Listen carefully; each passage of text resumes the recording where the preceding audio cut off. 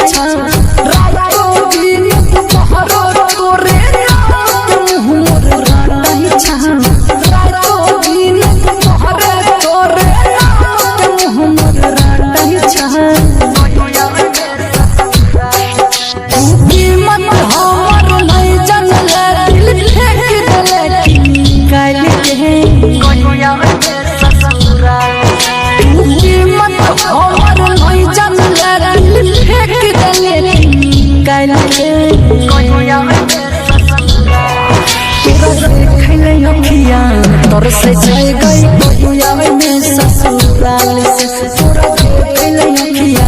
तोर से छाई गई कहिया में ससुराल से